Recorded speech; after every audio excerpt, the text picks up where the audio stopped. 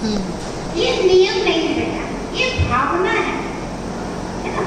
अपन भगवान की भक्ति करते हैं, आराधना करते हैं, उसके बाद ये भावना चाहिए होना चाहिए, हे ऊपर मुझे जब तक इस पृथ्वी के ऊपर जन्म है तब तक आप ही मेरे भगवान बनो, मुझे जैन कुल मिले, है ना।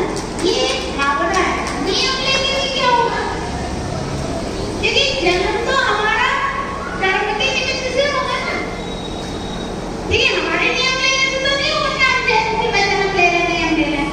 हम जब भावना आएंगे तो निश्चित रूप से ऐसा ही होगा, जैसी भावना की जाती है वैसा ही हो जाता है।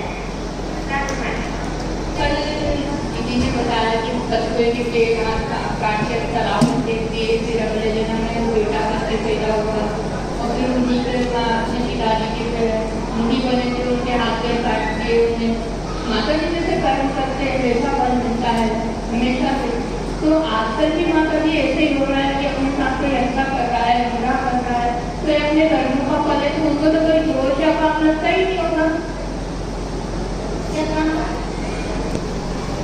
बुरा तो जो अपने साथ बुरा कर रहा है उनको ना कोई पाप लगता होगा ना दोष लगता होगा, क्योंकि अपने ही जन्म के कर्मों का फल है।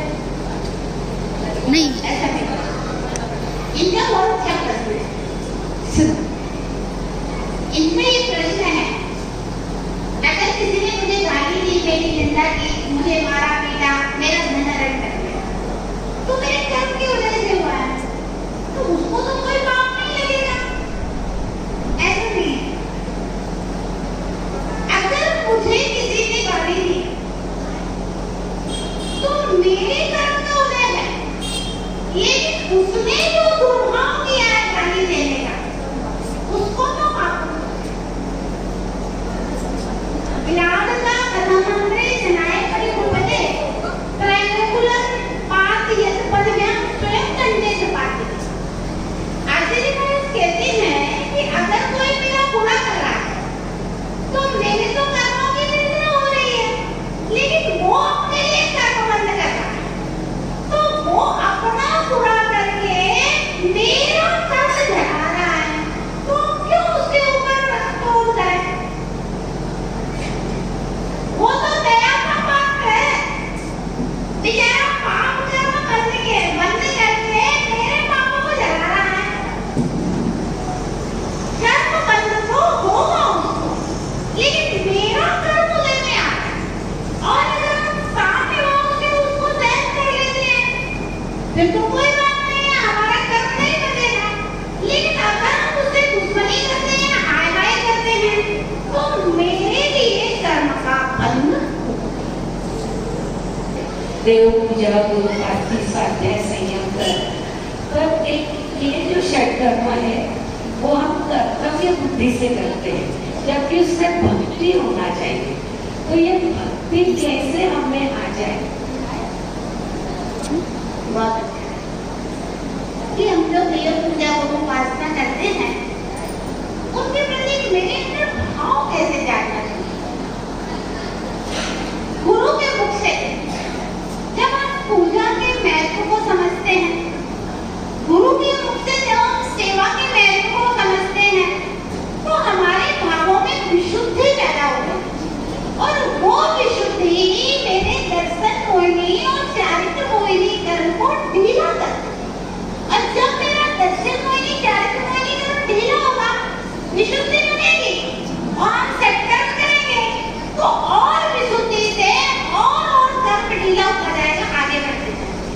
तो गुरु का उद्देश्य, गुरु का सानिध्य और भगवान की आराधना, स्वाध्याय, ये सब अपनी विशुद्धि को बढ़ाने के निमित्त प्रवचन उपदेश बहुत महत्वपूर्ण। स्वाध्याय उपदेश तो ये तब तक ही रहता है कि जैसे हम अपने अपने जगहों में गए, बिजी हो गए, कोई बात नहीं।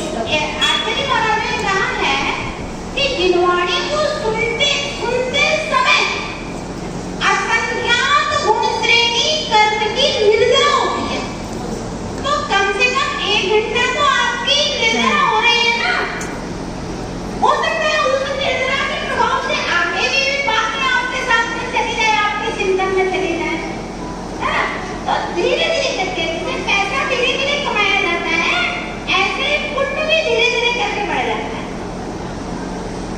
बदनाम था। मेरा कहना है जैसे आपने उसने कहा था कि उत्कृष्ट दान देना चाहिए, उत्कृष्ट दान देना चाहिए।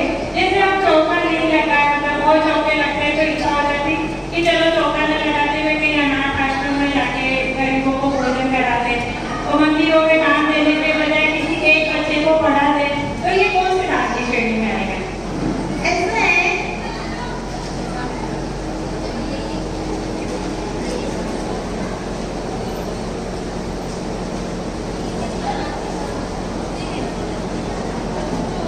पेप्सी और ठंडा की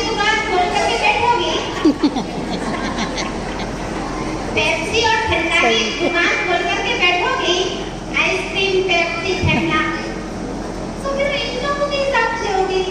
और सोने चांदी का शोरूम खोल करके बैठोगे तो इन लोग उसी हिसाब से रहेंगे। मुनियों को दान देना, सोने चांदी का, डायमंड का शोरूम है, और गरीबों को देना ठंडा, पेप्सी और आइसक्रीम की दुकान है।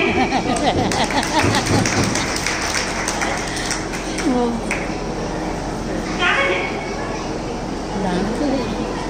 तत्वार्थ सूत्र के 9वें अध्याय में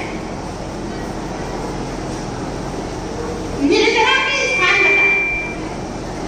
सम्यक दृष्टि, श्रावक, निर्तानंद, वियोजक, मोह, छपक, सम्यक दृष्टि, श्रावक, निर्तानंद, वियोजक, छपक, मोह, छपक, क्षीण, मोह, जिना, कंसो, अस्पक्षे, गुणरहित।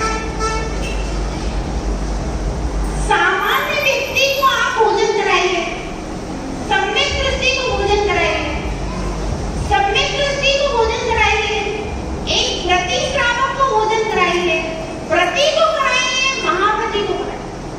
इनकी असंख्यात गुण श्रेणी निर्जरा ज्यादा होती है, ये हमारे सिद्धांत का सूत्र है। और उनकी सेवा अगर आप करेंगे तो आपको असंख्यात गुना पुण्य ज्यादा मिलेगा। एक गरीब की सेवा और एक मुनि महाराज की सेवा, दोनों में जमीन और आसमान का अंतर है। क्योंकि गरीब एक सामान्य व्यक्ति है, पाप वासना में भरा हुआ है, यहाँ लेके जाएगा, वहाँ शाम को शराब पिएगा, और ठीक भी हो जाएगा तो कौन सा धर्म अच्छा काम करने वाला है। और वही मुनि की सेवा करोगे तो आत्मा का ध्यान करेंगे, भगवान की भजन करेंगे, तो वो पुण्य आपके कोटे में आएगा। तो दोनों में अंतर है। बाकी ये है, हमारे जैन शासन ने मनाही नहीं की है, करुणा दान भी करना चाहिए, गरीबों की भी सेवा करना चाहिए, यथायोग्य अपनी जो क्षमता है वो करना चाहिए। लेकिन करुणा में और गुरु सेवा में जमीन और आसमान का अंतर है।